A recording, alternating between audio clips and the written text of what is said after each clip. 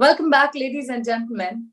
The rapid advancements in science and technology have made radical transformations in the criminal justice system. These advancements procure new investigative tools for criminal investigations to make the investigation precise and accurate. To elaborate this further, we have invited a panel of guests to share their viewpoints and knowledge on digital transformation of criminal justice with DNA technology and information systems. I would now like to invite T. Radhakrishna, Editor South, ETGovernment, to moderate the discussion. Over to you, Mr. Radhakrishna.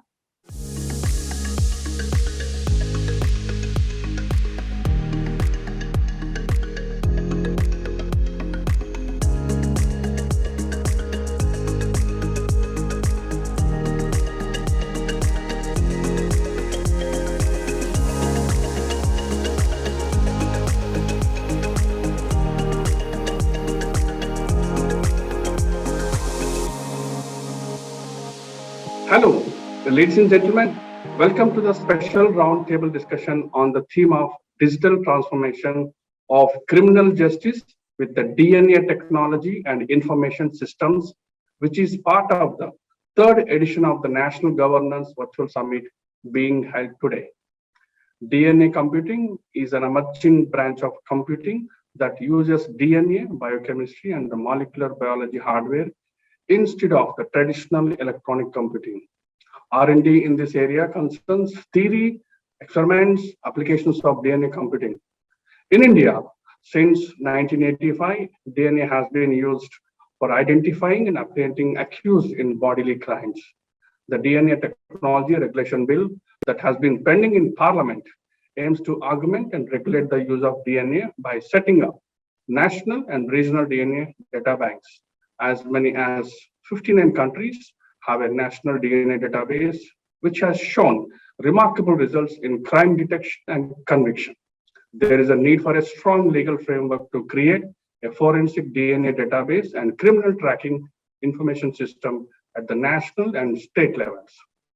To lead the discussion forward on the theme of the panel discussion, I'm joined by eminent professionals, police officers, and an academia, a corporate senior official, Ms. Abhilasha Bisht, Additional DGP, Telangana State Police, and Director, Telangana Forensic Science Laboratory. Ma'am, welcome to the panel discussion. Mr. Brijesh Singh, Additional Director General of Police from Maharashtra State Police. Sir, welcome to the panel discussion. Mr.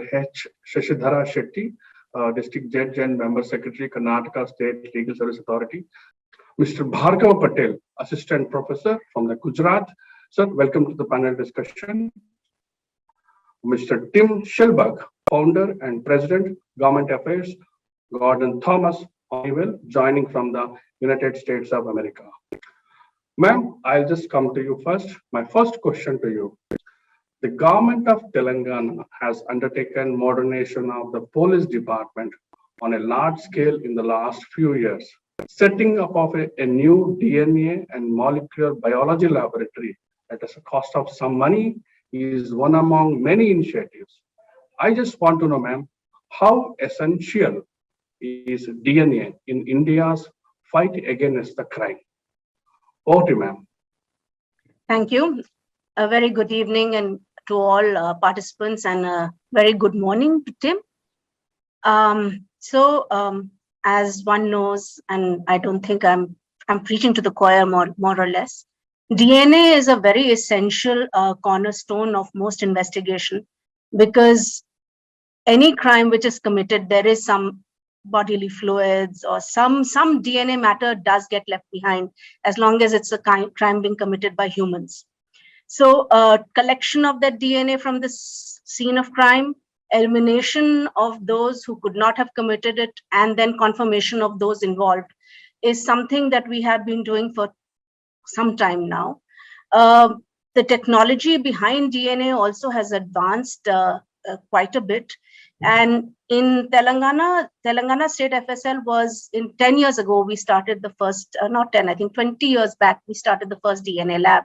And now in this year, we have inaugurated the construction of our new separate DNA and molecular biology lab. Earlier, it was, sort of dovetailed into the other 12 forensic labs that we have in the state. But now, because of the number of cases which are increasing, and particularly the focus that is coming on fast and expeditious and certain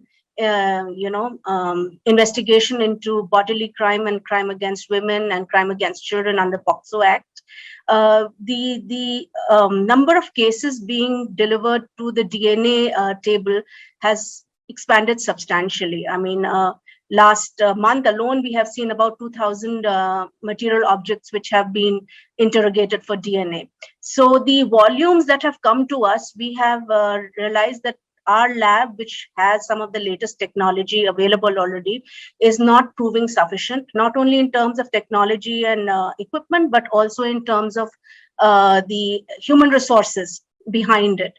So we have taken up this ambitious task by the state government and supported by the central under the SAFE project. Safe City project, and we're setting up a separate dedicated DNA and molecular biology lab, which will house our DNA and the serology and biology labs exclusively with all the latest equipment that we are upgrading and purchasing for them. Side by side, we're also looking to, induct more trained personnel, and that's where we are having sort of a challenge. Because the equipment is easy to buy. You go through a catalog, you see a couple of demonstrations, you talk to a couple of FSL labs, and you know what you want. But when it comes to personnel who will be able to give you good results on the same technology and to pick up that, imbibe that technology very quickly, and sort of streamline the processes of quick returns of the questions asked, that is where we are having a bit of a crisis, though we have a lot of forensically trained manpower available. But the specialization in DNA and molecular biology, it's becoming difficult. I'm sure Mr. Bhargav Patel would have something to say about it later on.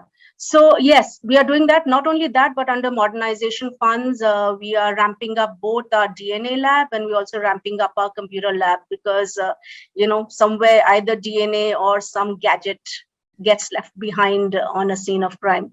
Yeah, so we have pushed for, we are really, the state government is very supportive, the central government is very supportive. And because of that, we are able to now bring in new machines and upgrade our old softwares and technology and ramp up towards having a better DNA facility for the state. Thank you. Thank you very much, ma'am.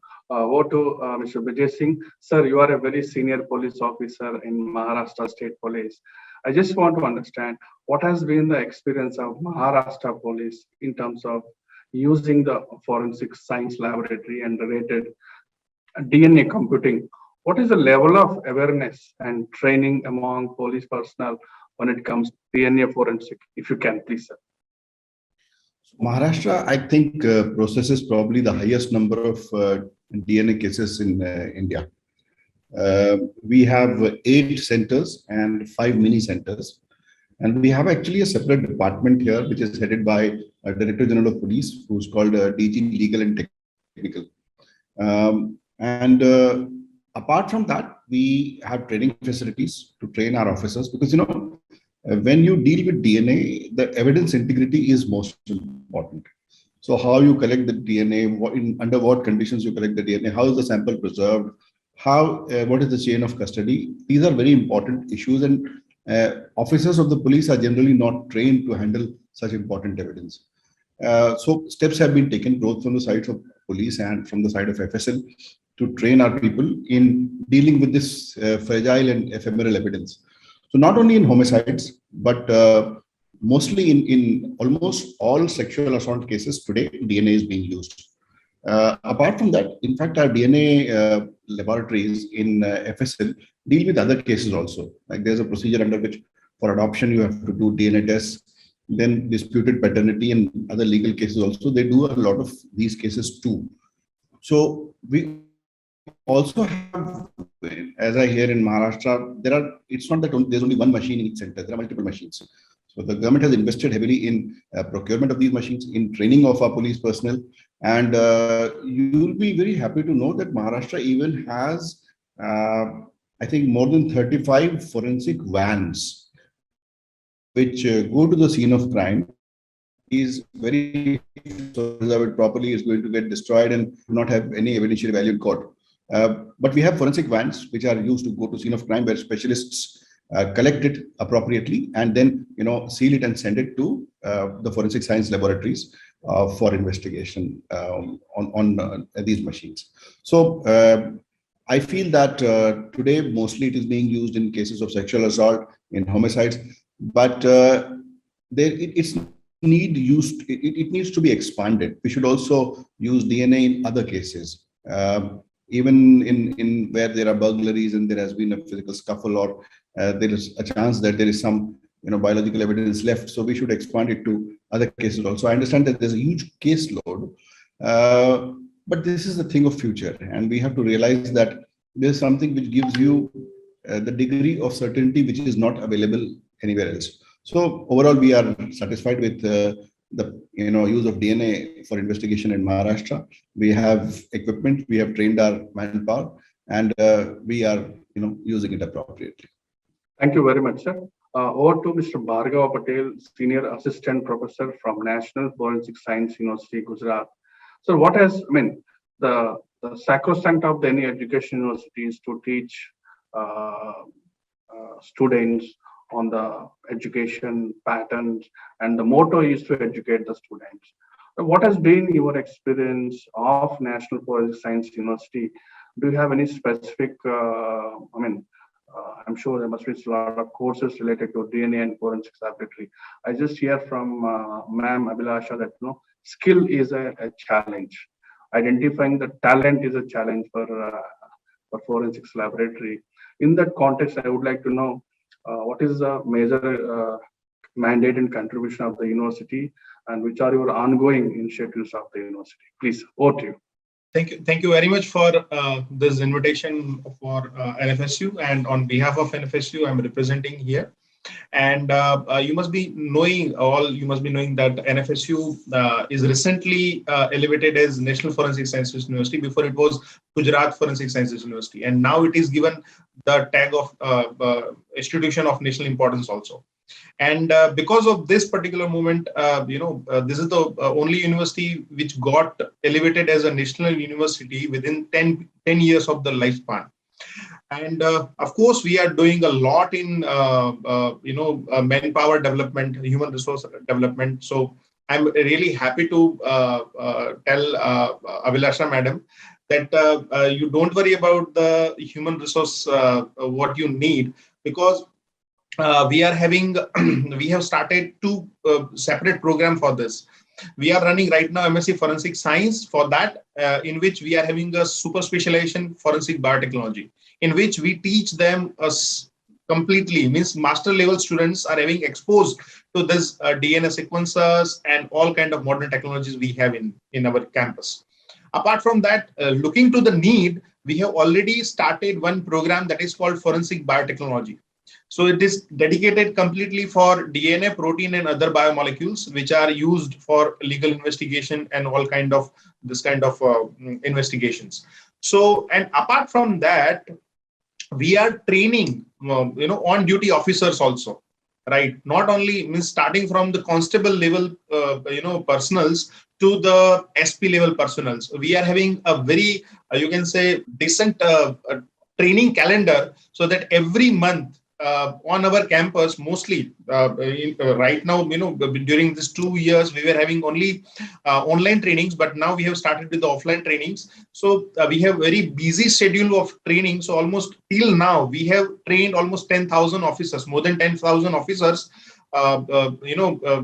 from constable level to SP level, including judges also. And as DNA technology is becoming more and more sensitive, so definitely we have to take care of collecting the samples and all that. So that Brijesh Singh sir also mentioned about the vans. So NFSU is also developing almost 700 vans for pan India. So similar kind of investigation van, right? Recently we got queries from Jammu government, Ladakh government, Arunachal government, for setting up modern DNA laboratories. So we are into that consultancies also. So in fact, it is a mandate of our university, which is given from central government, that we are the university or institutions who is going to help central government in developing, implementing, and organizing this kind of databases, which will be required once the DNA bill will be passed from the in cabinet and all that. So this is how the NFSU is in all over, including students, officers, and all modern forensic labs. Also, we are giving any kind of whatever the required guidance to them. So this is how NFSU is doing its business. Thank you, Mr. Patel. Over to Mr. Tim Schellberg, founder and president, Government Affairs, Gordon Thomas Honeywell. Welcome to panel discussion, Mr. Tim. I just want to understand the global scenario. What progress has forensic DNA technology made globally when it comes to solving crimes and delivering justice? And law enforcement agencies in India are already using DNA to solve crimes. So why do we need a database or a separate legal framework or a law? Over to you. Well, thank you, and good evening to you, and good morning from the United States. Well, I think that progress of DNA globally has been made in most countries. Most countries in the world are at least using DNA from a crime scene. When you have evidence at a crime scene and you have a suspect, you collect the DNA from the suspect and the crime scene and to see if you have a match, and you use that as you go to court. And India is doing that very well, as the police department from Mumbai mentioned. This is happening throughout India. And as I mentioned, most countries are doing that. What is missing is the ability in these countries that don't have databasing to find suspects. So what if you have a very serious crime, a homicide, sexual assault, and you have no idea who committed the crime, you have no suspects? What these 59 countries that have passed the legislation and have implemented allow them to do is take the DNA from the crime scene with no evidence, no suspects, put it into the database, and you get a match. And that's an amazing tool because these are people that you could find that you normally would not. And I'll give you the example from the US and United Kingdom. We have mature databases in both places. United Kingdom having the most mature. They have a 63% hit rate. So if they come to a rape scene in London and they have no evidence, no suspects, they simply take the DNA from the rape kit, put it in the database, and 63% of the time, they're going to identify their suspect. And that's an incredible tool. I think another thing to keep in mind is that when you have such successful database hits, they decide to test everything. For example, you just don't test the rape kits and the homicides against the database. You test the burglaries and the other property crimes too, right? Because your hit rate's so high. And in fact, the United Kingdom, in their 20 years of operating their database program, has 750,000 hits. Imagine that if it was applied to India's population. That means India would have roughly 10 million hits so far to crimes that would never have been solved without DNA. So that's a pretty powerful statistic. And that is what DNA can do for a country when you pass the database legislation and you implement it on a national scale. Thank you, Mr. Tim. Over to Mr. Shashidhara Shetty, District Judge and Member Secretary, Karnataka State Legal Service Authority. My first question to you, sir. Thank you for joining the panel discussion. As a Member Secretary of Karnataka State Legal Services Authority, I would like to know what is your mandate, one. Second, sir, in which are the areas technology advancements are taking place in legal services? If you can highlight, please, sir. Thank you, sir, for calling me to this session. As far as the Legal Service Authority is concerned, I have to mention a few areas wherein the technology is very important. Of course, it is not directly connected to the DNA technology, which we are discussing. The other panelists who are expert on the field, they have mentioned about it. As far as legal service authority is concerned, concentrating the aims and object of the Legal Services Authorities Act 1987 is concerned, we are more into the creating legal awareness among the people and providing legal aid, free legal aid.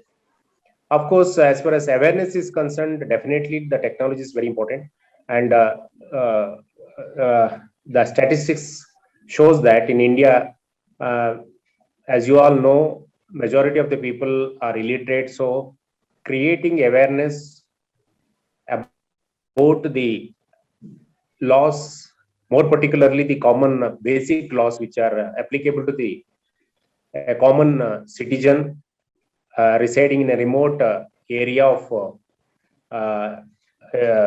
our state, we have to definitely create a legal awareness.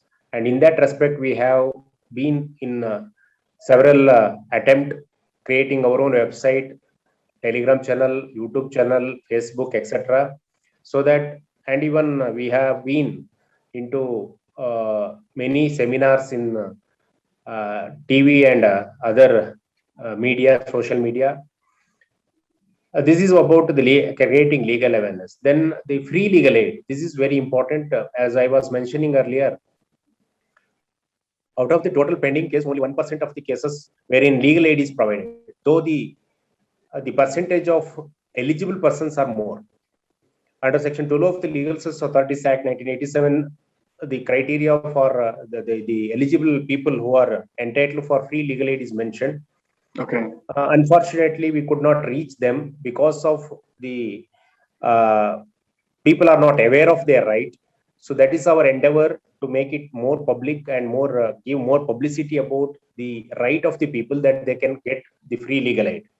As far as DNA technology is concerned, definitely any scientific investigation is welcome progress. It is always a welcome progress. Because I'm not only concentrating the legal service authority, but also as a judge, if I am to speak about the importance of DNA technology is concerned. I should mention that in many cases wherein the circumstantial evidence is the base of the case, then the investigation as well as trial will be more effective only if there is technical or technology is implemented and the use of technology is more. Otherwise, if you consider the statistics, you will come to know majority of the cases are acquitted on the ground of benefit of doubt. The benefit of doubt will be given wherever there is no accurate or some believable evidence. So court will see for good evidence so as to convict the accused wherever it is possible. But because of more particularly wherein the circumstantial evidence is there. So in the today's world, the people are very sure. Even the accused will adopt such a scientific method to commit any offense. So maybe the cyber crime, maybe it is a offense, other offenses, wherein the accused is also very shrewd one and he will adopt such a method. So under such circumstances, the investigating agency should be equipped to high level, and the want of the technical expertise in the investigation field is very, very important. If that is so, and if that technology is implemented and it is resorted to while investigating the case, definitely it will very effective investigation and it will help in the trial. Okay. So it is all based on the success of the case, based on how the investigation is carried out. Okay. Thank you. Yes, Thank you very much, Shetty sir. Over to ma'am. Ma'am, yes, you have served in leadership roles in the police department. And in your view, do India's forensic science laboratories have the capacity to process the growing number of DNA samples in a timely manner? This is one last question, ma'am. To supplement that, Many institutions in the country and globally in the wake of COVID-19 pandemic are trying to become like a future-ready institutions. I just want to relate that future-ready to the FSLs. Are FSLs going to be future-ready? That's $1 million question. We are, I think police is always catching up to the thieves, right? To the culprits. It's always, as the game you say, chor sipai. The chor is the criminal and the sipai is the police chasing after the criminals. So similarly in technology also, the access to technology for a government department has a lot of layers of, bureaucracy involved. Whereas for a private individual, that same technology is very easily accessible, easily convertible, easily usable in various directions. But for us, because we have to follow, like colleague Mr. Shetty was saying, we have to follow certain rules and principles and procedures laid down, so we cannot behave in a similar manner. So we are getting there. For as far as DNA is concerned, most of the labs I think in India are now at a level where we do have the technology. But like I said, some of us are struggling with the human resources to match it. With we did a little bit of a study in Telangana, and we saw that the way the cases were increasing in which DNA was analysis was being requested and extrapolated it onwards, the demand for DNA is going to rise. And since DNA is such a conclusive test to, like it was mentioned, circumstantial evidence, you pin the person with the DNA on the scene, and most of your job, of an investigator's job, is done. The demand is rising, and it is going to be rising further, and we really have to focus our monies, our energies, our trainings on that. The other thing that I see as a challenge for DNA is getting the scientific thinking into our investigators. Mr. Brijesh Singh had mentioned it. Our investigators and the FSL, unlike in the US and other countries, there's a disconnect. FSL is a separate organization and the police department is a separate organization. So every time you query the FSL, you're running through the bureaucratic channels. It's not like picking up the phone and saying, hey, can you also look at this? So that kind of disconnect and the scientific thinking that, investigators are increasingly picking up evidence from the scene of crime. But how are they connecting it to their story? That kind of thinking still hasn't come in. And we have to inculcate that both from the side of the FSL, who has to see where the investigators, reason and the point of view and his storyline is leading him or her to a conclusive, arrest or fixing of suspects or picking up suspects that he could query further. So that disconnect sort of, I feel, has to go, and I don't know how that's going to happen, but I think the crime of scene vans are a way of sort of bringing FSL into the crime scene. And the other thing that has been discussed and is now part of a mission is the crime scene officers, the forensic officers on a crime scene. So if that gets into play, then that would form a very happy bridge between both the parties. And it's not just being future ready. Are we even present ready? So the volumes, like I was telling you, and Mr. Brijesh Singh also mentioned, the volumes are rising. But is it the correct query that is happening? I've seen cases in which there is no connect between the DNA that has been asked for and the story. So we have spent, and each DNA test costs about 12 to 13,000 rupees. It's not a cheap test. So you have wasted that much of resources on something which does not help your investigation in any which way. So that kind of disconnect is a challenge that we have to face in the present. And future ready is just a matter of spending some money, and we will be future ready because technology is advancing and there is no stopping that advancement. It is just, are we ready to be there? Yes. Thank you. Thank you, ma'am. Over to Mr. Brijesh Singh. Sir, my kudos to the Maharashtra State Police and also All India State Police rising to the occasion during the COVID times in sustaining the COVID protocols, not only in Maharashtra and Mumbai, but also across the country.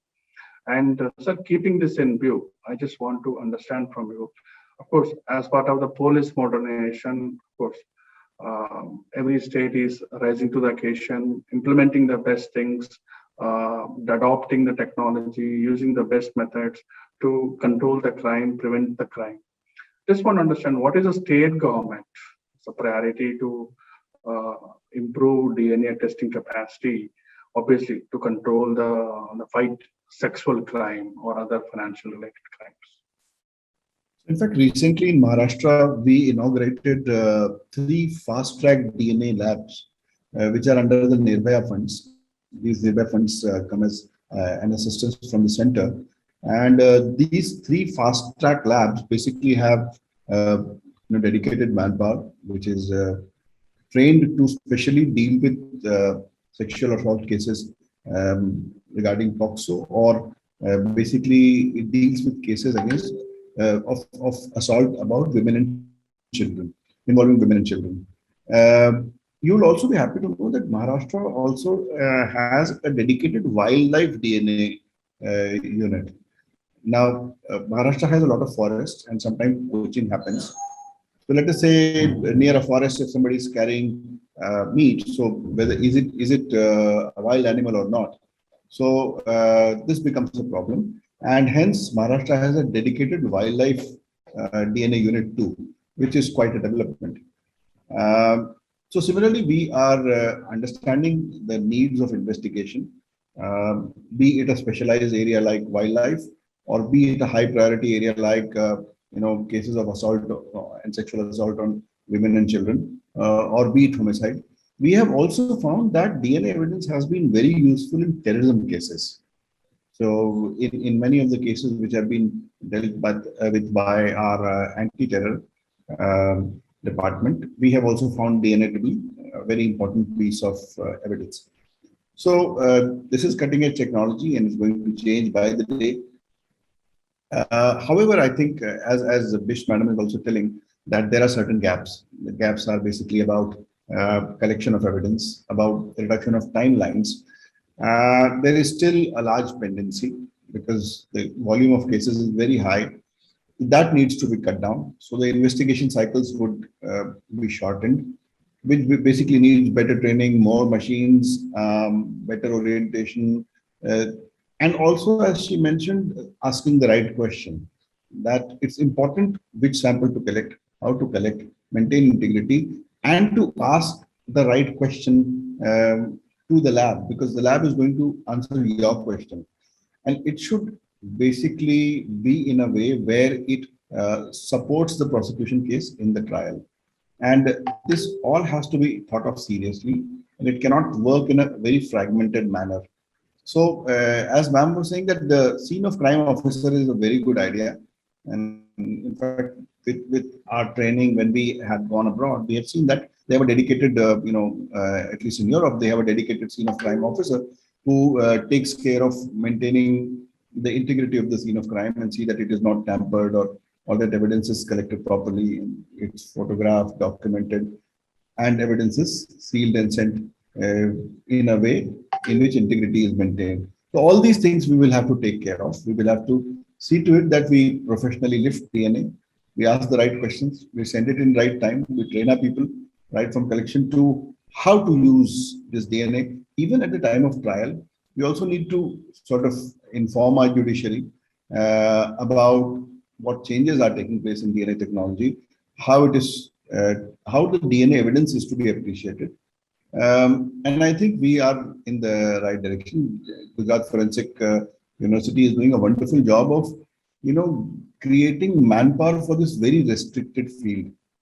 They're also creating vans, it seems. So this is the need of the hour, and we are really in need of scene of crime officers, of dedicated forensic vans, and people who have expertise right from collecting to analysis of this fragile and ephemeral evidence. Thank you. Thank you very much, sir. Over to Mr. Bhargav Patel. I just want to understand, in the absence of the legal framework for the DNA, of course, universities teaching the forensic science courses, programs. Of course, today we compare everything with the global standards. Six Sigma standards. Do you see that anything lacking our education system in forensic lab compared to global standards? Because we globally, most of the countries have already lost. They are dealing effectively with the crimes related. And supplement question: I could notice that many experts with the education background forensic, they do assist police officers in creating the scenes.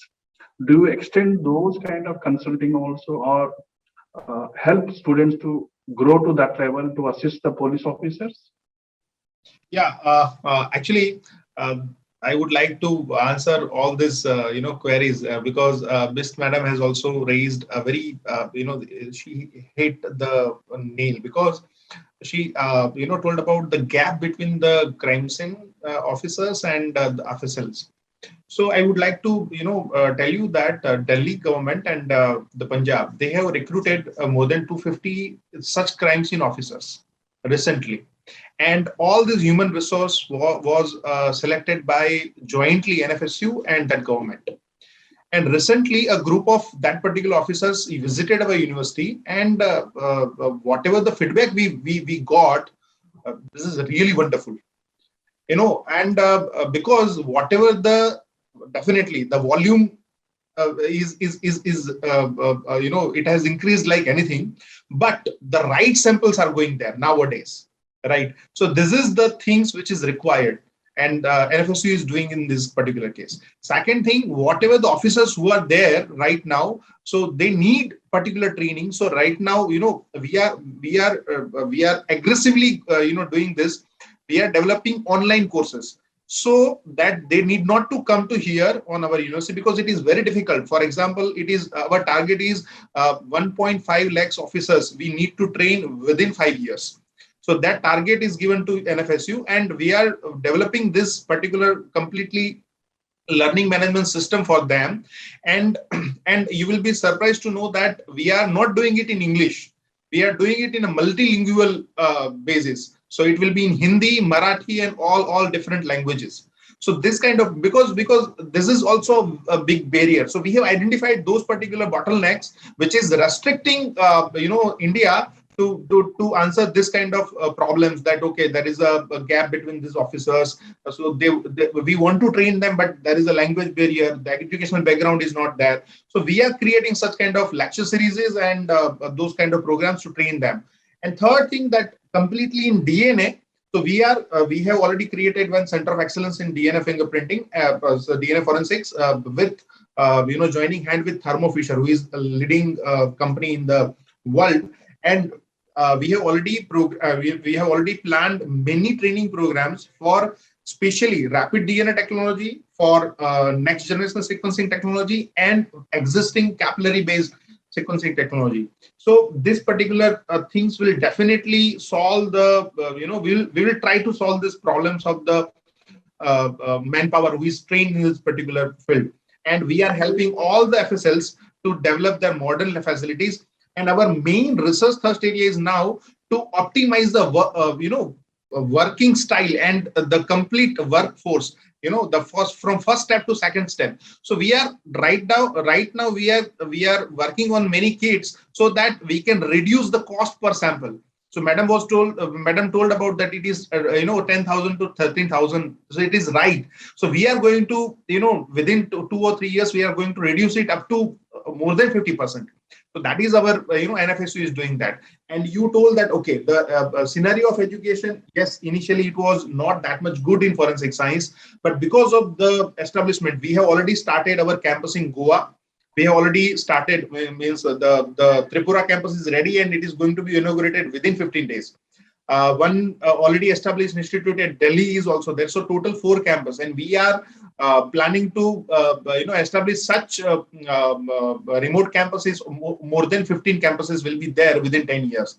So this is how we are planning to create the required human resource, and NFSU is going to be always there for with government in any policy decision like DNA technology bills and all that, and crime scene officers. So this is how the NFSU is doing, and definitely India will be future ready also, and we will not be lag behind in this particular using this technology and databases. Thank you, Mr. Patel. Over to Mr. Tim Schellberg. Going by the scenario, only developed countries or countries with a strong economy, superpower economy, have implemented these legal frameworks in their countries respectively. I'm just thinking little loud. Can only developed and wealthy nations afford to run a DNA database effectively? Isn't it costlier than existing investigative mechanisms? One question. To supplement this, what is that? I mean, RTG, GTH, you would like to extend, is education also on your radar apart from government consulting? What is the value you bring to the governments, police departments, and universities like Mr. Bhargav Patel teaches there? What do you say? Sure, I'll talk about the cost issue first, and then over to what else GTH can offer. If you look at the 59 countries that have passed legislation and have implemented national databases to some level, they're not all developed, wealthier nations. There's a lot of developing nations that have wonderful database programs. South Africa, for example, has one of the world's best. They've made it a priority because they have a lot of crime there, particularly sexual assault. You look at places like Philippines, which has a national database, but they sometimes, if the money's tight, they're maybe not collecting as much as they usually do. If the budgets go down, they might lower it, but they've set up that database. They've taken that bold step, and some database is better than no database. Malaysia has a great database. So there's plenty of developing nations that have done this. And I think that they do that because they've made it a priority. And they make it a priority because even if the money's not flush in those countries, make it a priority because crime is bad, and sexual assault, victims deserve to have their rape kits tested and compared to database to see if they could find the offender. And when it's a priority, they came up with the money. But the other thing with it is they also discover that you can save money with DNA databases. And how can you not afford to do it? For example, when you have a big database, you find the person quickly, and therefore you're finding them with one test. And rather than perhaps hundreds of hours of police time trying to find the criminal. So you're saving a lot of resources by just using DNA. There's actually great academic research out on the cost savings to countries that implement DNA database by a woman by the name of Jennifer Doliak that shows there's actually a deterrent effect. If you take DNA from a criminal and put them in the database, they are 42% less likely to commit another crime when they're out of prison during that first year. So you can imagine how much savings you have from that. And every time you increase your database 10%, you show you have a 5% reduction in homicides. So again, there's cost savings, and you have to do it to protect your victims. And you take a look around the world, and there's lots of countries that are developing that make this a priority. What GTH can offer, I think, in addition to showing the world examples of how you set up databases globally through policies and share the experiences from these 59 other countries with the countries that are working on legislation and implementation, is what we can offer. In addition to that, we can steer into the SOPs and the regulatory issues that are required. A lot of questions that will come up in the India database development. Once your legislation passes, the FSLs and the national government go, okay, how do we put this together? And you're going to ask a lot of questions. But you know what? After 25 years in 59 countries, I can guarantee you that every question that you're going to ask has been addressed by one of those 59 countries. And we could bring that information to India to help you move through this and implement quicker than you normally would. So those are the types of things we do. And we look forward to India joining the rest of the world with these databases soon. We hear the legislation is positioned to pass hopefully this year. And we wish you well. Thank you. Thank you very much. I sincerely thank Abhilasha Bisht, Mr. Brijesh Singh, Mr. Bhargav Patel, Mr. Tim Schellberg, and Mr. Shashidhara Shetty for joining today's panel discussion and sharing your deep insights. Thank you very much, sir and madam.